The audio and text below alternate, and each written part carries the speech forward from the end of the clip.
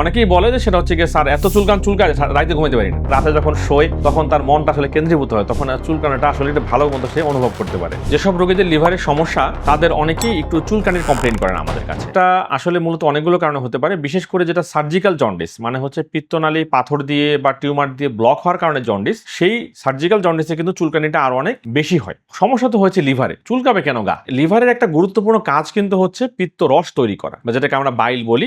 Liver বা পিত্তনালী যখন ঠিকমতো কাজ করতে পারে না, বা যখন এই বাইলটা আমাদের শরীরে তৈরি হতে পারে না, অথবা তৈরি হলেও সার্জিক্যাল জন্ডিসের সময় পাথর দিয়ে বা টিউমার দিয়ে পিত্তরসটা বের হতে পারতেছে না, তখন কি হয়? তখন এই যে পিত্তের মধ্যে যে বাইলের মধ্যে দুইটা জিনিস থাকে, একটা হচ্ছে বাইল সল্ট, একটা হচ্ছে গিয়ে বাইল অ্যাসিড। বাইল অ্যাসিড গুলো আমাদের রক্তের মধ্যে দিয়ে এসে আমাদের চামড়ার নিচে জমা হয়, এবং যখন এটা জমা হয় তখন আমাদের এটাকে, আমাদের যে নার্ভ আছে সেই নার্ভগুলোকে ইরিটেট করে, ফলে এরকম চুলকায়। এবং এই চুলকানিটা আসলে সারা শরীরই সাধারণত হয়। অন্যান্য অ্যালার্জির ক্ষেত্রে যেমন একটা জায়গাতে হয় বা দুইটা জায়গাতে হয়, এটা এরকম না, এটা সারা শরীরে চুলকায়, এবং বিশেষ করে রাতে এবং হচ্ছে হাতে পায়ে এই জায়গাতে বেশি চুলকায়। রোগীর অনেক সময় এমন হয় যে চুলকাইতে চুলকাইতে মনে হয় যেন এখানে বিড়ালে আঁচড় দিচ্ছে বা কুকুরে আঁচড় দিচ্ছে, এরকম আমরা পাই, কিন্তু আসলেই পাই। দিনে বিভিন্ন রকম বিভিন্ন দিকে মন বিভিন্ন দিকে ছড়ায় ছিটায় থাকে, রাতে যখন শোয় তখন তার মনটা আসলে কেন্দ্রীভূত হয়, তখন চুলকানোটা আসলে একটা ভালো মতো সে অনুভব করতে পারে। অনেকেই বলে যে সেটা হচ্ছে গিয়ে স্যার এত চুলকায় রাতে ঘুমাইতে পারি না। এই জন্ডিসে যেহেতু বিলিরুবিনটা অনেক বেশি বাড়ে, এটাতে বেশি হয়, অনেক সময় লিভার সিরোসিসের পেশেন্টদেরও এরকম চুলকানি হতে পারে। তো যদি আপনার জন্ডিসের সাথে